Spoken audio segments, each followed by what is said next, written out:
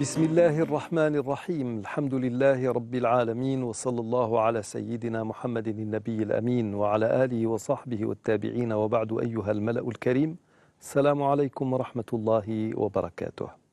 Nous sommes toujours avec ce que nous avons traduit par jurisprudence du vécu. Donc nous parlons de ce que les juristes musulmans appellent fiqhul waqi', c'est-à-dire la connaissance de l'espace et du temps dans lequel nous évoluons afin de forger ou de bâtir des édits religieux ou des fatwas, comme on le dit communément. La semaine dernière, nous avons terminé l'émission par des propos que nous lisait le professeur Belmekki. Il s'agit d'une personne, donc les propos sont ceux d'une personne décédée, qui a été placée, mise en avant par la toile, par certains médias, comme étant un réformateur, un nouveau penseur.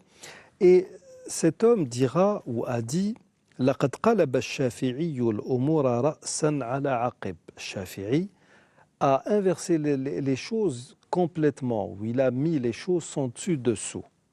فاعتبر الأساس هو الحرام إلا ما حلل. Donc il a considéré que la base, le fondement même de la religion est ce qui est interdit et non ce qui a été rendu licite. وَمِنْ هُنَا جَاءَ الْقِيَاسِ. Et c'est à partir de là qu'est venue l'analogie.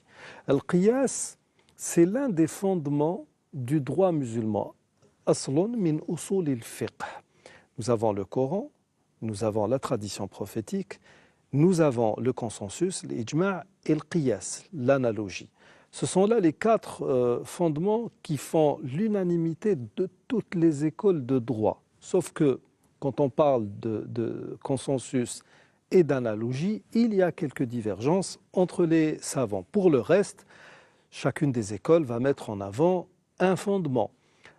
Dans l'école malikite, l'imam Malik disait l'istihsanu tis'atu ashar al-ilm. Donc le fait de pencher pour quelque chose parce que l'on voit en cette chose une sorte d'embellissement de l'acte ou de l'islam, eh bien ceci peut faire office de fondement et peut faire que nous penchions pour la chose en question. Bien sûr, il y a une multitude d'outils qui vont accompagner le qiyas ou bien l'istishab ou bien le maslaha al-mursala, mais l'une des caractéristiques de l'école malikite était entre autres amalu ahli al-Madina, l'œuvre des gens de Médine. L'imam Malik est venu dans la deuxième génération qui est celle des tabi'in, les suivants, et il a rencontré de grands savants, de grands maîtres qui ont connu beaucoup de compagnons du messager de Dieu, alayhi salatu wassalam, et à partir de là, il a bâti l'essentiel de sa pensée sur l'œuvre des gens de Médine. Que faisaient les sahaba, l'Ansar et le Muhajirin à l'époque du messager de Dieu? C'est ça qui faisait référence chez lui. Al-Qiyas, qui est l'analogie, est l'une des particularités de l'école hanafite, par exemple, bien que même les hanbalites utilisent le Qiyas. Donc, pour cet auteur, dont nous ne citerons pas le nom, le Qiyas est venu suite à tout cela, à tout ce chamboulement causé essentiellement par l'imam Shafi'i. وهذا ليس دين أصلا وهو ما نعيش مأساته اليوم. Donc nous ne sommes plus face à la véritable religion et nous vivons actuellement une hécatombe. Donc il termine en disant والفقهاء اعتبروا أنفسهم قيمين. Est-ce que dans le professeur Belmekki, parce que vous avez pris cela d'un livre, est-ce qu'il est dit c'est ainsi que c'est écrit. Oui. Il n'a pas dit qayyimin. Donc qayyimun, c'est une faute grammaticale, syntaxique.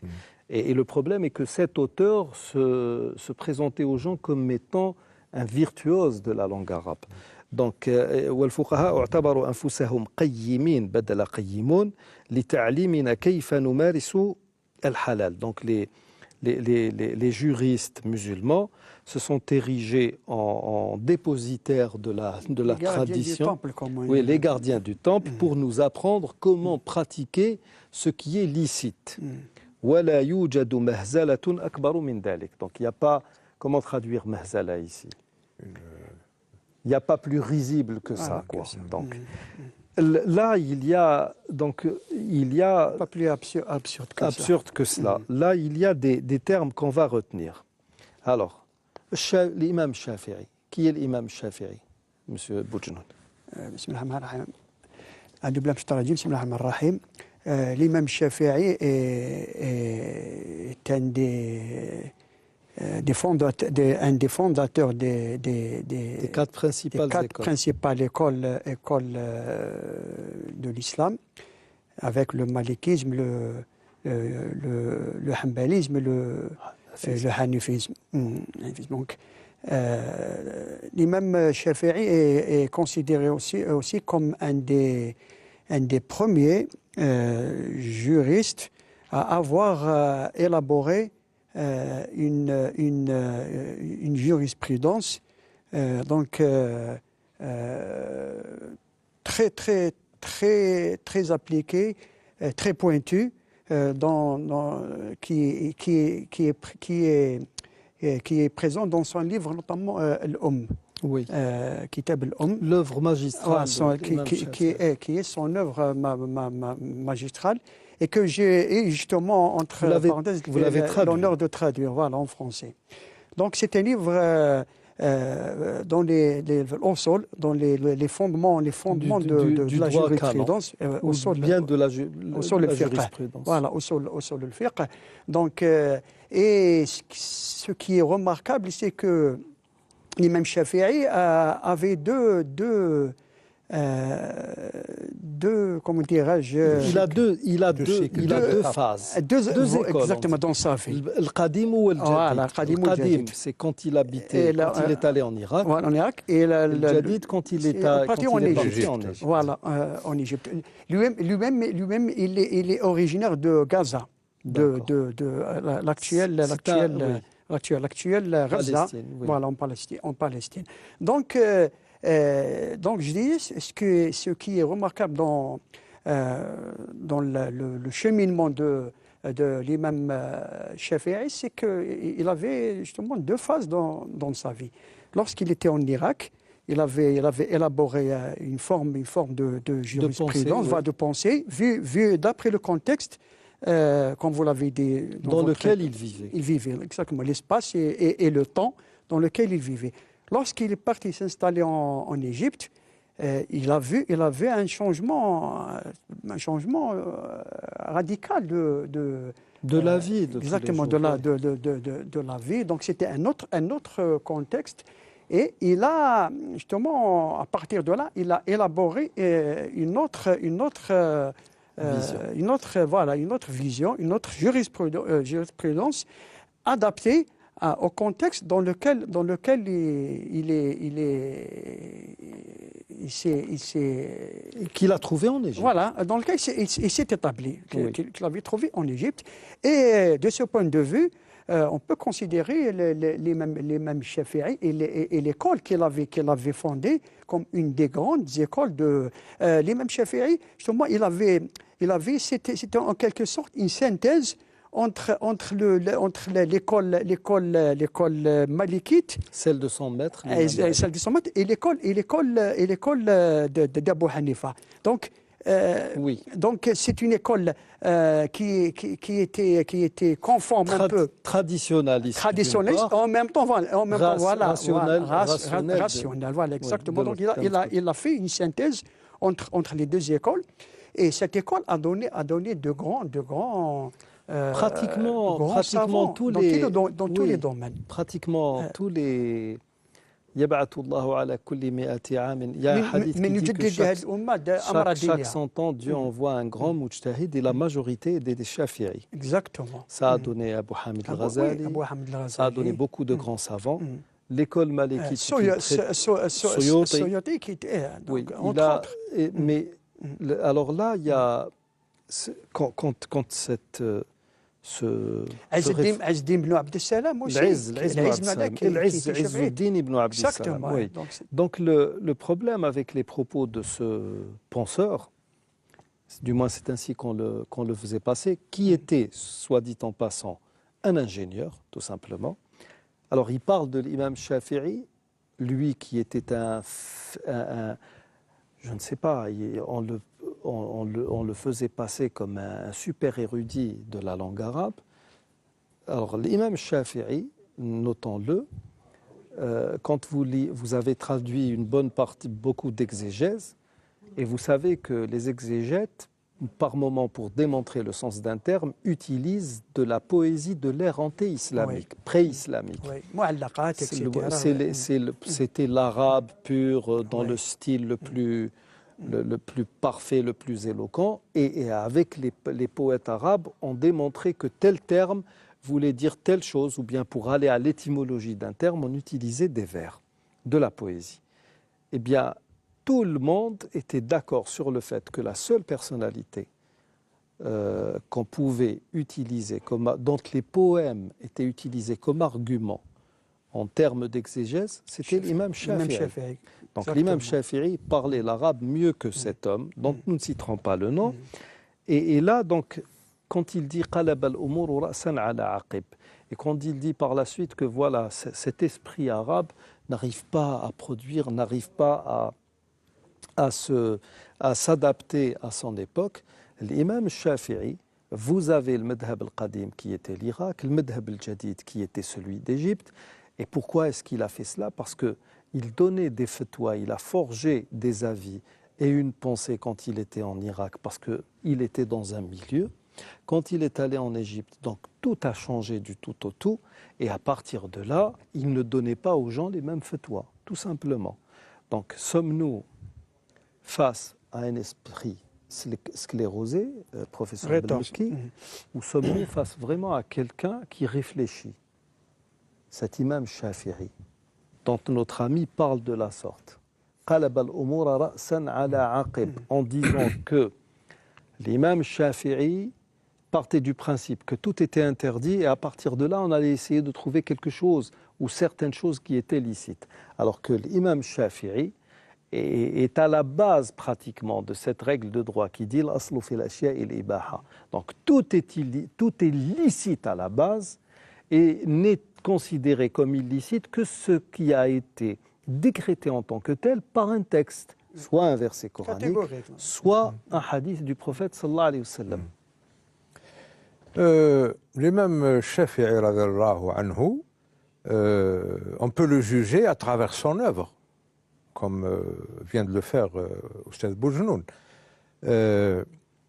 et aussi par le nombre de musulmans qui suivent son école juridique. Parce que le nombre, il a son poids. Absolument. Il ne faut pas oublier que l'imam Shafi'i... La communauté ne peut s'accorder ou être unanime sur une déviance. Sur une déviance. La communauté, s'accorder ou... se mettre d'accord. Oui, dans le sens même politique, hein, l'ijma'. Et une connivence, on va dire, sur quelque chose d'illicite. Consensus, majorité absolue, etc. Oui. Il ne peut pas y avoir tout ça sur la base d'une dhalala, d'une déviance. Alors, les pays musulmans les plus peuplés au monde, l'Indonésie, la Malaisie. C'est des Shafi'i. C'est les mêmes Shafi'i. C'est le madhab Shafi'i. Oui. Enfin, j'aime pas le mot madhab, mais c'est l'école juridique. Non, le terme en lui-même, attention, parce que peut-être que beaucoup ne veulent plus l'utiliser parce qu'il a été traduit en langue française par rite. Ce ne sont pas des rites. Certains disent le rite malékite, alors que ça n'est pas un rite. Pas un rite. C'est une école de droit. C'est une école avec des fondements, avec une pensée. C'est comme ceux qui font des documentaires sur les soufis et causent du tort au soufisme en disant oui, là était Sidi Boumedienne, le saint patron de la ville, alors que le mot patron ne peut... C'est un terme chrétien, purement chrétien. Oui, le patron c'est Dieu, subhanahu wa ta'ala. Donc on ne peut pas citer une personne sur le plan religieux en la qualifiant de patron. Donc mais madhab, ça peut vouloir dire école juridique, ça peut vouloir dire un avis. في الباب 10 مذاهب. Vous avez 10 avis différents. Donc العالم فلان ذهب لكذا. ذهب وفلان ذهب مذهبه. En tout cas, par exemple, des pays comme... L'Inde et le Pakistan aussi. oui, oui. L'archipel malaisien, Malais, avec l'Indonésie et la Malaisie, c'est-à-dire la partie musulmane, ils ont fait un choix et ils ont très bien réussi. Je ne vois pas Ra'san an Aqib, comme dit ce penseur. Je ne vois rien de pareil. Par exemple, l'Indonésie, ils ont choisi l'école juridique de l'imam Shafi'i, la pensée l'Ash'ari, Le dogme, oui. et Plutôt, c'est le Maturidi, c'est pour les Hanafi. Les Ahnaf, Les c'est Ahnaf, les Turcs, Maturidi, etc. et comme pensée purement politique, notre Melk Ben Nabi Melk Ben national. Nabi, Ouais. oui. Donc, les faits démentent ça, démentent ces assertions. Ce qu'on peut remarquer aussi, c'est que l'imam Shafi'i, c'est celui parmi les 4 jurisconsultes, enfin fondateurs d'écoles juridiques, qui a appliqué cette règle du fiqh al-waqa'. Oustaz Shkat a très bien fait de parler des 2 contextes, Irak et Misr. Moi, je préfère le mot Misr au mot Égypte, parce qu'Égypte vient du prétendu historien Hérodote. Quand il est allé en Égypte, la première chose qu'il a vue, c'est l'ethnie des Coptes.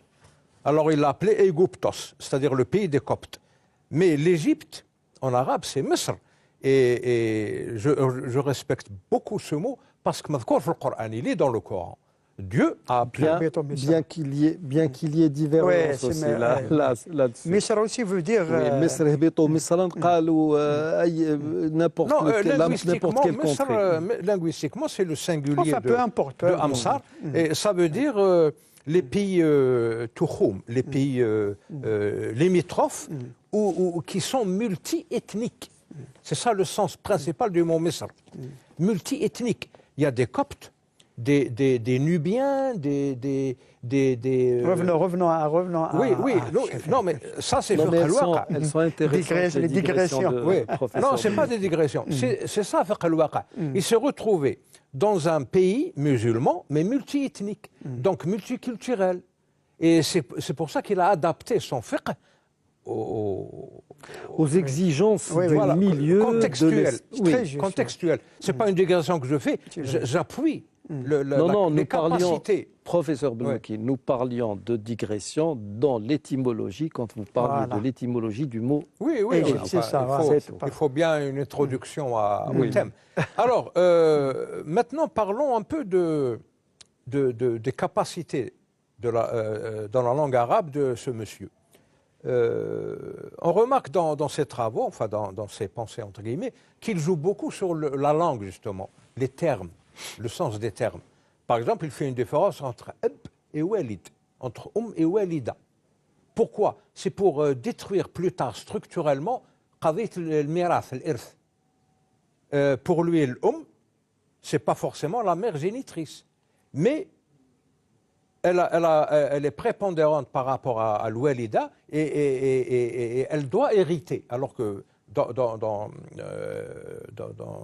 le fiqh, cette dame n'hérite pas. C'est l'oualida, la mère Génitrice. biologique et donc génitrice qui hérite. Dans les 2 sens, ses enfants l'héritent et elle hérite ses enfants. Alors c'est ça le jeu visqueux sur les termes qui fait la particularité de la pensée de ce monsieur. Il a joué aussi sur Shahada. Il a dit que, par exemple, tous ceux qui ont participé à la bataille de Uhud, c'est des shuhada. Qu'ils soient musulmans ou mouchriquins ou kuffar, c'est des shuhada. Parce que lui, il confond. Comment ça, les deux Oui. Parce que lui, il confond délibérément الشهادة يعني le fait d'être témoin de quelque chose, voilà, et l'istishhad. Il le confond le fait de délibérément. tomber en martyr. Voilà. Et il dit que Dieu est un martyr, Dieu shahid. وَكَانَ اللَّهُ عَلَيْكُمْ شَهِيدًا. Il joue sur les mots, ce monsieur. Donc c'est des angles d'attaque, parce que c'est un travail de sape qu'il fait. C'est un travail de sape. Et là, ces angles d'attaque. Parmi ces angles, c'est la structure du fiqh musulman, Donc il s'attaque à l'imam Shafi'i directement. Pas le seul, d'ailleurs, même Ahmed ibn Hanbal, il l'a attaqué. Oui. Il joue sur les mots, sur les termes. Alors, c'est des trucs essentiels dans le fiqh musulman. L'héritage, nasl, nasab, c'est essentiel ça. La filiation. bien sûr. On n'est pas censé confondre entre l'ascendance et la descendance. Un ab et un walid. Le walid, c'est le géniteur. C'est lui qui est à la base de nasl, de la généalogie. C'est pas le père adoptif. Alors, c'est un travail de sape qu'ils font, ces penseurs. Il n'est pas le seul, d'ailleurs. Justement, c'est ce que j'allais dire. Oui. Ce penseur appartient à un courant. Ah oui, c'est une conspiration mondiale. Il appartient à un courant de pensée. Scott a très bien fait il a cité un point important dans la personnalité de ce penseur. Il nous a rappelé que c'était un ingénieur en génie civil. Ce n'était pas un faqih. Ni un linguiste. Hein. Oui, ni un linguiste. Ce n'est ni un linguiste, ni un faqih, mais il se permet de faire des analyses, de faire des juridictions, etc. Et ça, c'est une preuve de la conspiration. La conspiration. Conspiracy, c'est en anglais. Par exemple, on ne permettra jamais à un théologien ou un faqih de faire de l'ingénierie en génie civil. On ne lui permettra jamais de parler dans ce domaine. Mais on permet à un ingénieur de génie civil de parler dans le domaine du droit canon. Du droit canon. C'est clair et c'est net, c'est évident. En tous les cas, ce courant, si vous permettez, ce courant, comme vous l'avez dit, il est ancien, il ne date pas de cette personne dont on parle. Ah oui. C'est un courant qui a une certaine... Justement, les sociétés secrètes, ceux qui ont su travailler justement contre l'islam, ceux qui ont réfléchi à un moment donné. Mais ça fait longtemps, les Ikhwan Safa par exemple, le Batayni, c'est des groupes, c'est des courants qui ont voulu, comme vous l'avez dit, saper l'islam de l'intérieur. Quoique Ikhwan Safa, ils n'ont pas réussi. Il y a beaucoup de bonnes choses à prendre. C'est vrai. Par rapport à... Oui, c'est vrai. Non, mais d'ailleurs, jusqu'à maintenant, on ne sait pas qui est derrière Ikhwan Safa. Bon, on ne sait pas. Vous savez, il faut être... secrète au vrai sens du terme. Oui, mais attendez, il faut être juste et il faut être réaliste dans la mesure où, qu'on le veuille ou non, il est impératif de nos jours de faire un travail de révision du fiqh. Il y a énormément de choses, franchement, qui ne passent pas, qui ne sont pas du tout acceptables. Vous pourriez lire des livres, vous passez par des passages, mais c'est incroyable. C'est-à-dire que... Ça, c'est vrai. On va vous dire... Et on peut imputer, par exemple, certaines choses au Ahnaf ou bien à l'imam Abu Hanifa ou bien Shafi'i, parce que des Shafi'ites ou des Hanafi ont fait cela, mais les grands imams n'ont jamais... Par exemple, je ne sais pas, un homme qui part, qui s'absente, qui disparaît de la circulation, qui s'absente pendant 4 ans. Sa femme est automatiquement considérée comme veuve. À l'époque, on le considérait comme mort. Bon, la durée n'est pas... Il y a divergence sur la durée. Chacun va donner ses arguments. Et puis, certains fuqaha, par exemple, vous diront, si la femme se remarie, elle a des enfants avec le second mari, 10 ans plus tard, il y a le premier mari qui revient. Et nous avons dans certains livres des gens qui vous diront, oui, alors à partir de là, qu'est-ce qui va se passer?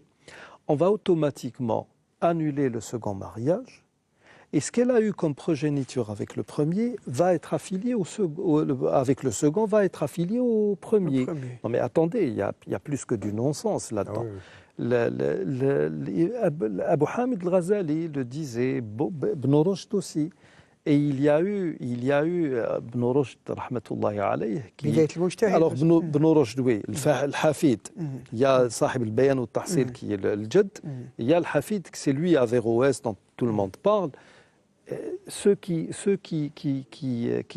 calomnient l'imam Shafi'i oublient que c'est lui qu'il était à la base de ce courant de pensée qui a produit des gens comme Ibn Rushd, qu'on appelle Averroès, Ibn Rushd. Donc, il est difficile d'imaginer que l'imam Shafi'i était un qui était un esprit... juriste malikite, Malikite, grand oui. qadi. Qadi al-Qudat. Qadi al-Qudat, c'est ça. Mais il n'en demeure pas moins que, tout comme ça s'est produit à l'époque même des Sahaba, Ibn Abbas radiyallahu anhuma disait, si je me donnais la liberté de dire tout ce que je pensais, vous me décapiteriez. C'est pas Ibn Abbas, c'est Abu Il y a Abu Huraira. Huraira qui a dit Abu ça, mais Huraira. Ibn Abbas aussi l'a dit. Le prophète m'a enseigné deux sciences. La première, je voulais divulguer. Oui. Et si je vous divulgue la deuxième, vous allez me décapiter et dire que vous avez tué un mécréant. Il est là le problème. Donc, Ikhwan Safa, honnêtement, quand je lis Ikhwan Safa, je trouve C'est de la énormément sagesse, de choses oui. qui m'inspirent. Et C'est le là, rationalisme. Ouais. il y a un espace quand même. Et ça, ceci, nous l'avons appris des grands fuqaha, des grands juristes. Nous ne l'avons pas appris chez d'autres personnes. Le problème à l'heure actuelle, c'est que vous avez des gens qui, au nom de la liberté d'expression, veulent faire revenir l'école des Mu'tazila, qui elle-même a produit pas mal de bonnes choses. Oui. Mais Elle a une part oui, mais il n'en demeure pas moins que l'école Mu'tazili a été à la base de la première inquisition en islam. Il n'y a pas eu des gens qui se sont opposés à la liberté d'expression et à la liberté de penser comme le Mu'tazila. C'est vrai. Il est là notre problème, je pense, du moins. Parce que le Mu'tazila, parce qu'ils ont le fiqh al-Mu'tazili se fonde sur 5 piliers. L'un de ces piliers, c'est l'amr bil ma'rouf wa nahy al munkar. Oui. Mais quand vous analysez cette partie de leur pensée, l'amr bil ma'rouf, c'est ce qu'ils disent eux, ou le munkar, c'est ce que nous disons nous. C'est ce que disent les autres. Oui. Tout est mais il ne faut pas oublier que يخرج الحي من الميت ويخرج الميت من الحي. Il ne faut pas oublier que la meilleure interprétation البيانية, c'est Zamakhshari qui était Mu'tazili. Bon, il est revenu comme Abu Uthman al-Jahd. Ils étaient Mu'tazili, mais ils sont revenus à ce qui a été baptisé par la suite sunnisme. Voilà. En raison de toutes ces pensées. Il n'en demeure pas moins que la meilleure interprétation exégèse du Coran, le bayaniya, c'est celle de Zamakhshari. Oui, c'est vrai. C'est vrai. Justement, pour ajouter de l'eau à votre moulin, vous avez parlé d'une nécessaire. Il faut revoir. Tout à fait d'accord avec vous. C'est vrai qu'il y a dans la jurisprudence musulmane des choses qui ne cadrent pas, il faut le dire, qui ne cadrent pas avec. Mais heureusement que le fiqh a été élaboré par des humains. Par des mots. Et qu'est-ce qui empêche aujourd'hui les juristes musulmans de faire une révision de ce fiqh à la lumière des données actuelles et du contexte. Exactement, dans l'école. Oui, justement, parce qu'il y a les modernistes. Pourquoi il n'y a pas aujourd'hui quelqu'un comme l'imam Shafi'i, par exemple? Oui, qui appelle, justement. Il y a des gens... Mohamed Abou Zahra a essayé justement de faire cette tâche Tahar Ben Ashur. Oui. Tahar Ben Ashur. Là encore, ce sont des humains et ça restera des choix faits par des humains. Il ne faut pas maintenant tomber dans les travers souhaités par les modernistes, parce qu'il y a toute une loge qui est en train de faire ce travail de sape dont parlait professeur Benmeki tout à l'heure, et qui veut justement travestir cette religion. Le problème est là actuellement. Comme vous l'avez dit justement tout à l'heure, avant qu'on entre en studio, c'est créer une foi sans loi. Voilà, c'est ça, une foi sans loi. Je vais vous raconter, s'il vous plaît, une anecdote une histoire vraie hein, qui m'a été racontée justement par des jeunes musulmans qui ont une association à Lyon, que vous connaissez certainement. Ils ont une association à Lyon, des jeunes musulmans de plusieurs nationalités. Ils m'ont dit un jour, c'était des années 90, ils ont invité justement un penseur comme celui dont on parle. Ils l'ont invité pour leur faire une conférence. Justement, ce penseur était à l'époque un peu célèbre, était reconnu quand même. Donc, ils m'ont dit, il nous a fait une conférence. Ils m'ont dit, à la fin, on l'avait invité à prendre un repas dans un restaurant chic quand même à Lyon. Ils m'ont dit, bon, il a mangé, on a discuté. À la fin, qu'est-ce qu'il a fait? Il a commandé un verre de vin. Un verre de vin. Alors, ils m'ont dit, pour nous, cette personne était quelque chose on voyait en elle un réformateur, qu'on avait dit, un de ceux dont parle le hadith, parce que c'était des jeunes, ils voyaient en lui une icône. Voilà, donc ils m'ont dit, sans aucune considération pour nous, il a commandé un verre de vin. Voilà, donc ils m'ont dit, donc voilà ce que l'islam, que cette personne... C'est justement, là aussi, il y a un autre problème. Alors, je le dis pour subir un peu. Il y a des gens qui envoient des emails sur les différents comptes que j'ai pour certaines émissions. Et beaucoup nous disent, oui, vous voulez faire passer votre pensée, vous voulez l'imposer. Mais non, nous sommes des êtres humains. Ce que nous disons, nous ne le disons que parce que nous pensons que c'est ce qui est le plus proche de ce qui serait, je dis bien au conditionnel, serait souhaité par Dieu, pas plus ni moins. Si ce que je dis, si je ne pensais pas que ce que je suis en train de dire était beau, bon et bien, je ne le dirais pas, tout simplement. Si mon avis, je ne suis pas convaincu de son bien fondé, je ne le dirai pas. Je reste un être humain. Mais le problème avec ces gens qui veulent justement maintenant, depuis tout à l'heure, nous disons ce penseur, finalement, il y a tout un groupe de personnes qui ont investi la scène, oui, et qui parlent, qui ont le même langage. Et du jour au lendemain, vous les voyez dans des chaînes satellitaires, ils ont des moyens, ils font le buzz.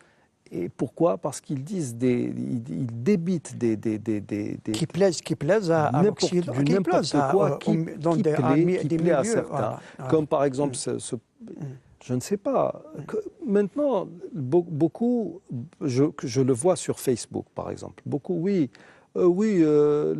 Hassan al-Banna, un tel, oui, l'imam Shafi, oui, l'imam Hanbal, c'est des rétrogrades, c'est je ne sais quoi. Et puis, allez dire à ces gens-là, qui sont des bien-pensants, oui, je pense que sur ce point, Harkoun est passé à côté de la plaque. Comment, moi, on m'envoie des... Monsieur, comment osez-vous dire ça? Oui, mais attendez, je ne parle pas de Dieu, je parle d'un être humain comme moi. Ces idées, elles sont plus que démontables, je suis désolé. Et on est dans le même contexte, justement. Oui, le vin, non, finalement, non, le Coran n'a pas interdit le vin. Comme ce pseudo, il y a un ignare qu'on fait passer pour chercheur en soufisme. Ça veut dire quoi, chercheur en soufisme? Et islamologue, en plus. Et ça veut tout dire. Et ça ne veut rien dire. Alors le type, il est là, il vous dit... Oui, de toute manière, on ne peut pas prendre, je ne sais pas, comme argument tel ou tel autre verset, parce que chaque verset a 2000 exégèses différentes. Non mais soyons sérieux. Dans un colloque, enfin dans une réunion, une journée d'études, j'ai dit à cette personne, donnez-nous un seul exemple, un seul verset, avec 5 exégèses différentes. Il y a, attention, il y a l'aqwal al-mukhtalifa et il y a l'awjuh fi qawlin wahid. Il faut bien saisir la nuance entre ces deux termes. Le type, il vous dit, oui, on a une multitude. Donnez-moi un exemple. Ça fait 10 ans que j'attends cet exemple. Je ne l'ai pas eu. Donc, il y a un travail à faire, mais ce travail à faire, est-ce qu'on peut par exemple, créer une assemblée collégiale et on lui donnerait ce travail. je suis désolé, pour ma part, si vous le donnez aux adeptes de certains courants rigoristes qui nous viennent des pays du Golfe, je n'accepte pas, parce que ça n'a absolument rien à voir avec l'islam. D'un autre côté, si vous le donnez à ces nouveaux pseudo-penseurs, islamologues et je ne sais quoi, qui disent n'importe quoi, là aussi, ça n'est plus acceptable. Oui. Nous avons des gens qui sont très très sérieux, qui étudient les hadiths à la lumière de la science. Mais attendez, soyez sérieux. Nous parlons de spiritualité et vous parlez de science exacte. Et la foi, elle est transcendante. Vous ne pouvez pas l'analyser, vous ne pouvez pas la quantifier, vous ne pouvez pas la mettre sous un microscope. Donc soyons... Il y a énormément de choses qui font défaut justement dans cette démarche. Ce qui est sûr, en tout cas avec les grands savants de l'islam, c'est qu'ils ont toujours été, on va dire, très très respectueux d'un certain nombre de principes et de paramètres, entre autres le respect ou bien la prise en considération du lieu, c'est-à-dire de l'espace et du temps. Abu Hanifa lui-même a dit, on lui disait, oui mais attendez, vous dites des choses et Salaf, Sahaba disaient d'autres choses. Je suis désolé pour vous. Eux, ils ont vécu leur époque. Moi, je vis la mienne. Et puis, si je remonte aux compagnons du prophète, j'ai cette sentence, pratiquement, cette citation d'Omar ibn Khattab qui enseignait, qui commandait ou recommandait aux parents d'être plus compréhensifs de leur progéniture en disant c'est-à-dire il faut les accompagner, ils ont été créés pour une époque qui n'est pas la vôtre. Donc, pour revenir, vous disiez tout à l'heure, ce jeu n'est pas nouveau. Même chez les Khawarij, il a été connu. Nu'aym ibn al-Azraq, Zaïm al-Azariqa, ou bien il disait... C'est une secte de Khawarij. Oui, quand il a rencontré Ibn Abbas, il citait des mots du Coran, il disait « Ceci n'est pas de l'arabe ». Et Ibn Abbas donnait des exemples en partant justement de la poésie arabe de l'ère anté-islamique. D'ailleurs, je récite jusqu'à présent des vers que je n'ai jamais pu comprendre, tellement c'est puissant quand il disait les Arabes connaissent-ils ce terme? Et là, amis téléspectateurs, ce sont des vers que je me suis évertué à bien apprendre, à bien mémoriser.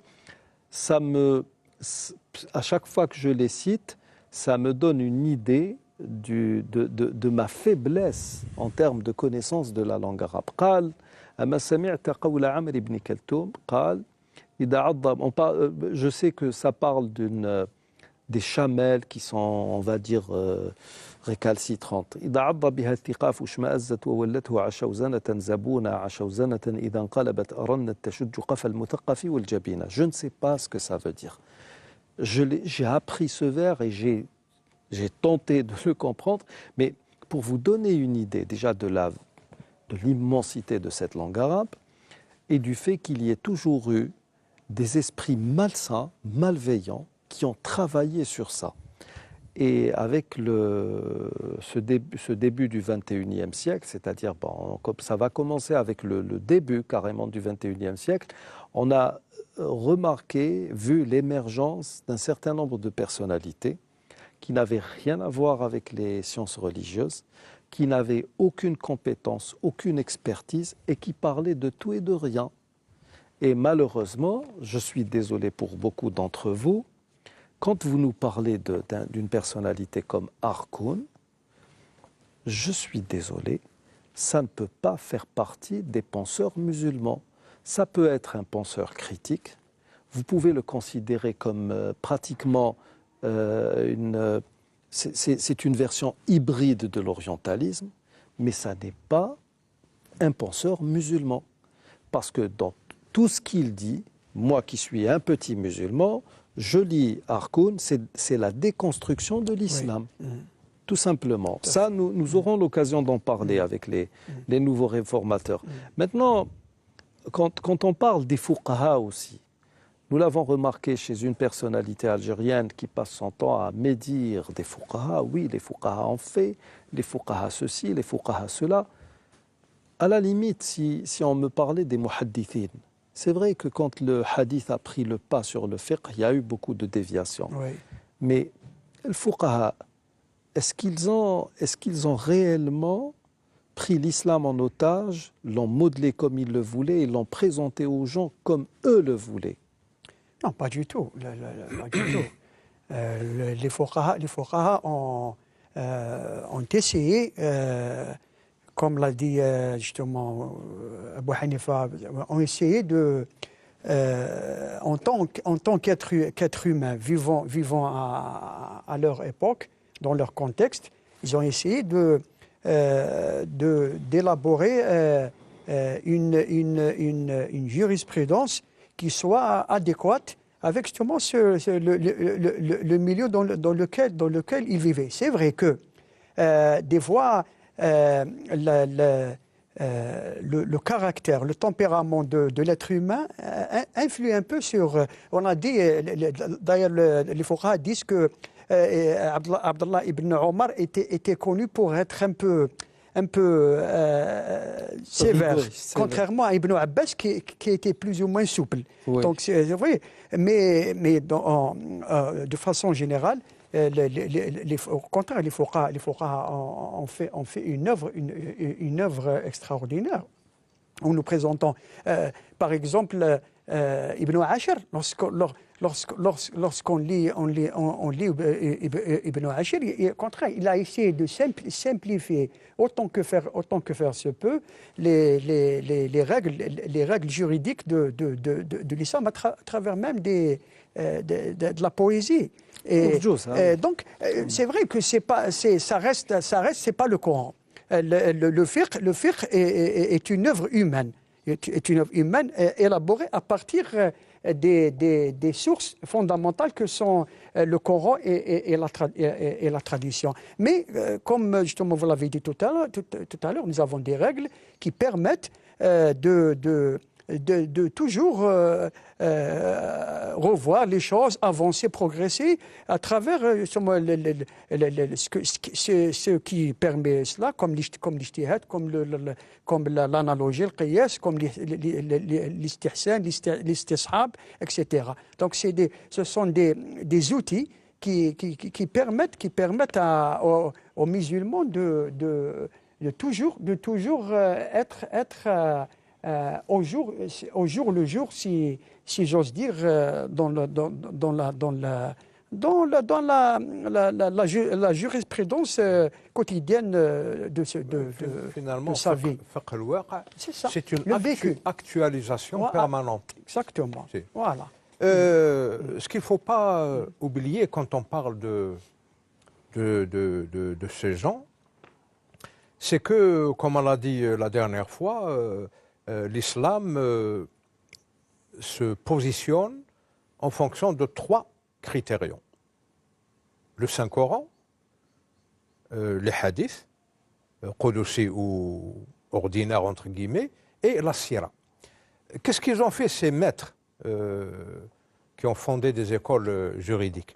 Ils ont établi des corpus, parce qu'il faut des corpus pour la postérité. Il faut absolument éviter l'oralité, parce que l'oralité, elle se déforme avec le temps. Et Oussad Chkat a cité au début, c'est un continuum espace-temps, dans l'espace et dans le temps. Par exemple, le cas de l'imam Shafi'i nous a montré que entre l'Irak et Misr, il y a une différence culturelle, donc il va y avoir une différence dans la pensée juridique, etc. Il faut tenir compte de tout ça. Alors ces gens respectables, ils nous ont laissé des corpus. Le fuqaha, eux, qu'est-ce qu'ils font? Ils établissent des cursus. Il y a le cursus et le corpus. C'est une continuité. Il ne faut pas essayer de désintégrer tout ça en essentialisant. Parce que là, ce que font ces penseurs modernes, qui n'ont rien à voir avec ça de toute façon, c'est des philosophes, c'est des ingénieurs, ils n'ont rien à voir avec ce domaine. Mais ils interviennent et ils commencent à faire leur travail de sape. Comment? En essentialisant et en personnifiant la problématique. Par exemple, ce monsieur dont on parle, il a même fait une extrapolation, il parle des Arabes. Bon, je vous cite parce que Scott vient de parler des Arabes. En tant que détenteur de cette langue, qui, ne l'oublions pas, aujourd'hui se compose de 12 400 000 termes. Pour vous donner une idée, la langue française qu'on est en train de parler, c'est 150 000 mots. Très À la riche. base, non, c'est 126 000, même pas. Bah, arrondissons pour Très riche, la langue pour la arabe. personne. Très riche. 150 000 mots, l'anglais c'est le double, 300 000 mots, mais l'arabe c'est 12 400 000 mots.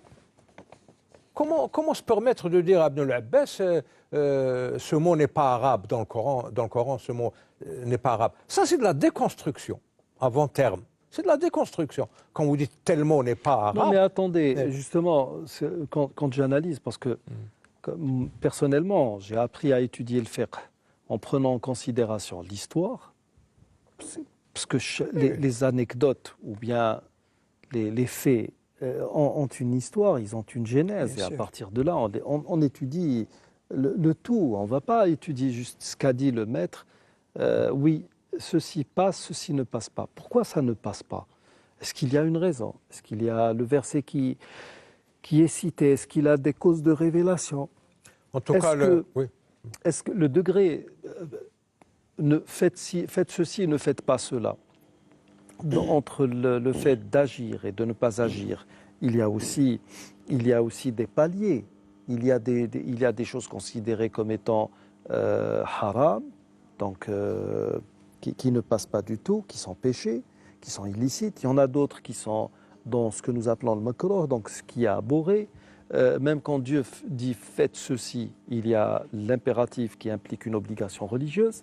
Il y a un impératif qui n'est autre qu'une autorisation. Il y a l'indication, il y a l'orientation, il y a énormément de choses. Donc justement, moi, quand j'entends des gens parler, et puis c'est des écrivains, je sais pas moi, vous avez quelqu'un qui écrivait des romans à l'eau de rose, qui du jour au lendemain devient un réformateur, qui enchaîne les articles sur des journaux qui sont très très tendancieux, Ouais. hein, des caisses de résonance des médias occidentaux. Et voilà, il vous parle d'islam, l'islam des Lumières, qui sont les Lumières, on ne le sait toujours pas. Et puis, vous parlez d'Ibn Rushd, alors que vous êtes les plus éloignés de la pensée d'Ibn Rushd. Et quand nous avons cité, en début d'émission, l'imam Shafi'i avec le madhab al-qadim, ou bien qala fi al-qadimi wa qala fi al-jadid, n'oublions pas que l'école malékite elle-même, elle a pratiquement 16 sous-écoles. Oui. Il y a celle d'Irak, il y a celle d'Égypte, il y a celle du Maghreb. Il y a celle le Maghreb, c'est l'Occident musulman. Il y a l'Afrique, qu'on dit, enfin l'Afrique noire, parce qu'on va faire la différence entre les gens du Nord et les gens du Sud, de ce même continent. Vous avez l'islam d'Andalousie qui est très très différent de celui de la rive sud, de la Méditerranée. Ma jara bihi al-amal. Ce qui fait usage va prendre Châteaubriand, c'était en Andalousie. Et donc, il n'y a pas que l'école chafi'ite qui ait fait ce travail. L'imam Ahmed et la pensée de l'imam Ahmed, elle a été dévoyée par les Hanbalites après lui. Chez les Malékites qui ont une très très belle école, n'oublions pas que ce sont des Malékites qui ont pratiquement assassiné l'imam Shafi'i.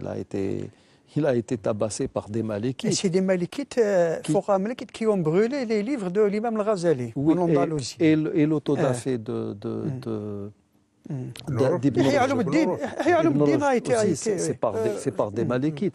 Donc, je veux dire par là que je suis obligé d'étudier l'histoire et le droit canon en même temps. Je suis obligé de reconnaître une erreur là où il y a erreur, mais de là à travestir la religion, à faire selon mes goûts, alors que je suis censé faire selon ce que Dieu veut, subhanahu wa ta'ala, là franchement je suis désolé, on ne parle plus d'islam. Quand il y a eu le coronavirus, remarquez que l'Ujna al-Ilmiya, la commission savante du ministère des Affaires religieuses et des Waqf, elle a fait un travail remarquable dans la mesure où c'est des gens et qui ont essayé de trouver les solutions les plus adéquates en sortant par moments de l'école malékite. Ce n'étaient pas des esprits figés. Alors, c'est un avis il y a un avis qui n'est pas du tout considéré dans l'école malékite. C'est l'avis le plus répandu, par exemple, c'est chez les Shafi'i. Et on vous dit, par exemple, donc il a choisi. Ce qui veut dire que même quand vous étudiez les grands manuels de droit canon, quelle que soit l'école, on va prendre, par exemple, chez les musulmans, chez les malékites, vous allez prendre quelqu'un comme le Sahib Risala, j'ai oublié son Abou Yazid al-Qayrawani. Vous prenez un livre, une référence chez les Hanbalites comme le Mourni d'Ibn Qudama al-Maqdisi.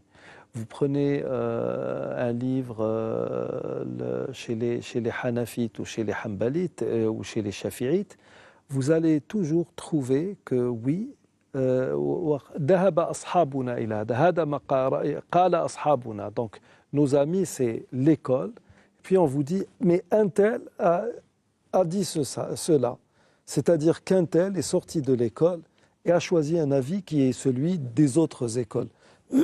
Ce qui veut dire que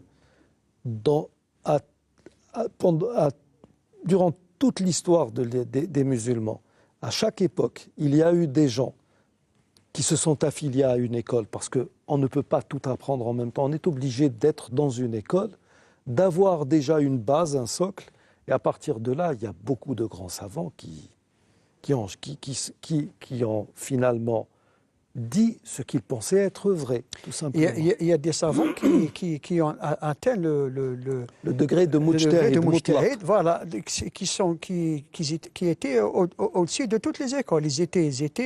Eux-mêmes étaient une école. Donc, donc ils n'avaient pas à se conformer à une école particulière.